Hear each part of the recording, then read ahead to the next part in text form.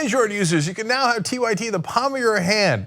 Our TYT app is available for download in the Google Play Store. Just go to tyt.com/app to find out more. The gubernatorial race in Kansas was a controversial one because there was apparently a computer glitch and it was an incredibly tight race. And so the results were not available on election night. There was some question as to what this computer glitch was all about. And luckily, Jennifer Cohn, as part of TYT Investigates, went to Kansas, did an investigation, and has some information for us that I wanted to share with you guys. So let's get to it. So Kris Kobach declared victory in this highly publicized Republican gubernatorial primary in Kansas, surpassing his opponent by about 300 votes. So that's the official story, but what really happened?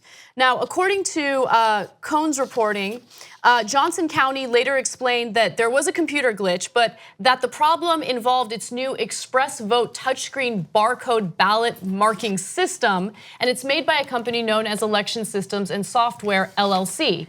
That company has had issues in the past with its voting systems. And as you can see in this case with Kansas, a similar situation occurred.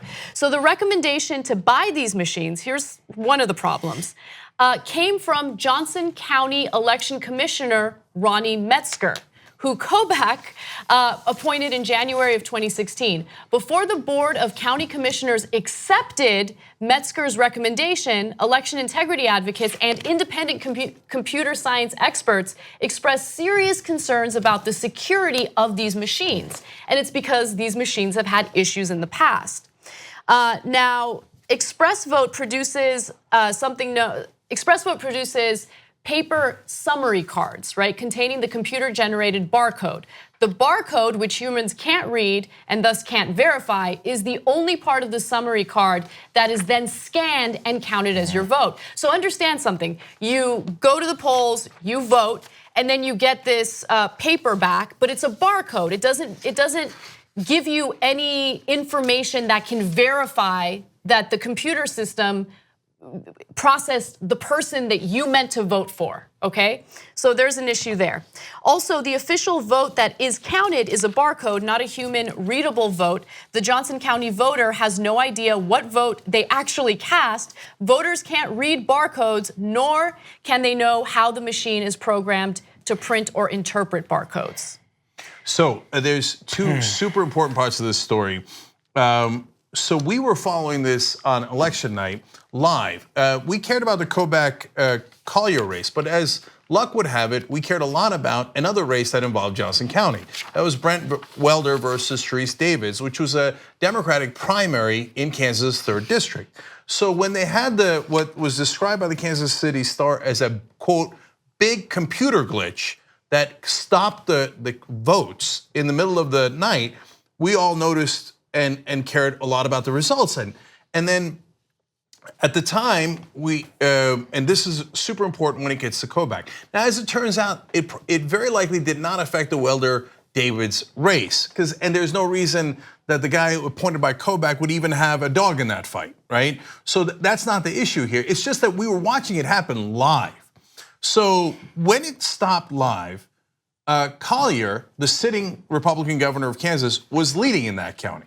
So, and then it stops around 9 p.m. and then at 5:50 a.m., after the computer glitch is somehow fixed in a way they do not explain at all, they come out and all of a sudden, Kobach wins that county. But I saw it with my own eyes. You all saw it if you were watching it live. He was not winning. In fact, so we sent our reporter there. Again, thank you to all the Young Turks viewers who funded TYT Investigates, and they do objective reporting. Their job is not to do opinion as we do, but to just find the facts. So Jennifer Cohn goes down there and finds with certainty that Colyer was leading by 13% in that county before the glitch. That's at 9 p.m. At 5:50 a.m., they fix the glitch. All of a sudden, his 13% lead is gone, and Kobach won the county. Now, okay, that's obviously very questionable. 10 of the precincts had already reported.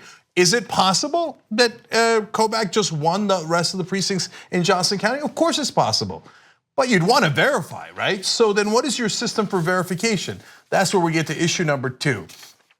Turns out that the only way to get a manual audit or a manual recount, which is the only way that you could verify it, is if the vote is within 0.5% and one of the candidates asks for it. So we, the American people, the public, the people that live in Johnson County, et cetera, you're not allowed to verify your own votes, okay? You're not allowed. The press is not allowed to see it. You're not allowed to see it. Now, Colyer was within 0.5, I believe, so he could. But what you don't know is in politics, there is tremendous pressure once an election is quote unquote over. Don't ever question the results, otherwise you'll ruin unity. Just hurry up and just say that he's the winner, say he's the winner, otherwise we'll ruin your career for the rest of your life, okay? So Colyer doesn't ask for the recount, and then it's over. Now, ESNS, that's the company that we're talking about here that does the voting machines, and other private vendors, they block forensic analysis of their equipment because they claim that it is proprietary. Think about that for a second. So we handed our elections to a private corporation that says, well, my technology is proprietary because I'm a private corporation. I don't want anybody else getting that technology. So you're not ever allowed to see if the vote is real or not. That's insanity. And the private voting systems. I mean, the vote that you actually do, in this case, this company runs 44% of the voting machines in the whole country. So your vote has been privatized. And when you ask to see what it is, they go, no, man, I own it. I own your vote. It's my proprietary information, how I run this machine, and you are not allowed to see it. Right, and that's insane. And when that printout comes out where you could verify, right? Technically, if that printout had some text that you can read rather than a barcode, then at that moment you could verify your own vote. But since it's a barcode, you can't verify it. Also, another issue is how the computer screen is set up as you're voting. The computer screen does not fit all the candidates' names. You have to press an extra button to see the rest of the candidates. And so, look, some people just don't know, right? Some people might miss that and might think these are the only candidates that are available. So there's all sorts of issues here, but I think the biggest problem, even if we didn't have evidence of all these specific issues, the biggest problem is handing over elections to a private company. And why would you do that? Also, as I was reading the article, I was trying to understand it all, but as I was reading the article, it was interesting, and obviously you're innocent until you're proven guilty, but it was interesting how much the owners and the people involved in the company had troubles in the past, legal troubles in doing things in a crooked way. It's not like it's a bunch of Buddhist monks doing this that own the company and they're saying, oh, go vote and we are very much at peace and no criminal record. These guys sound like they're right in line with the Trump slimy Trump people. They've had a lot of issues. I'll say one last one, and we'll put the link to the article down below in the description box, where you should always check for links if you're watching this later on YouTube or Facebook. The guy, back in 2000, the president and chief operating officer, now they say he's not there anymore, but other internal memos say that he consulted for them for a long time. But back in 2000, their president, Jeffrey Dean, was a convicted cyber felon. And he pled guilty to 23 counts of embezzlement involving sophisticated manipulation of computer accounting records. Bam. Okay, but don't worry. I'm sure that it's all on the up and up, and the fact that no citizen can actually verify the votes in a so-called democracy is no issue at all. Think about it. If you own Volkswagen of Santa Monica, and a convicted Grand Theft Auto felon gets out of prison after 10 years because he can't stop stealing cars, do you think they go, you know what? We're gonna put you in charge of inventory. Yeah. No, in fact, he won't get a job washing those cars, let alone in charge of everything, an entire fleet of cars, because that's what he did. It's direct. Yeah. And look, I'll tell you, if you're asking, did Kobach steal the election? So at this point, it is impossible to tell whether he did or not, because no one is allowed to look at the votes. Do I have significant suspicion?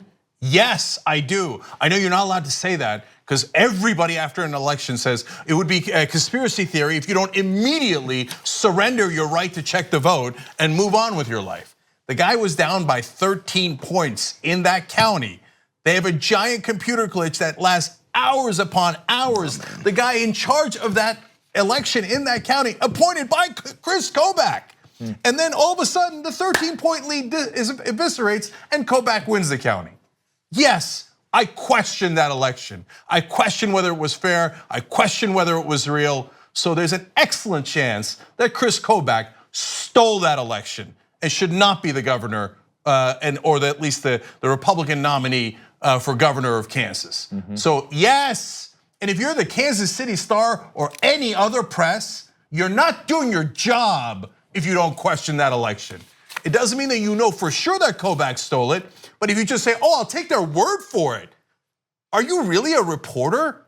If you just take the government or a private company's word for it when you cannot and you're legally not allowed to verify it? No, the answer is you're not a real reporter. 2 easy ways to follow the Young Turks. One is hit the subscribe button down below, then you're a TYT subscriber. And second is ring the bell.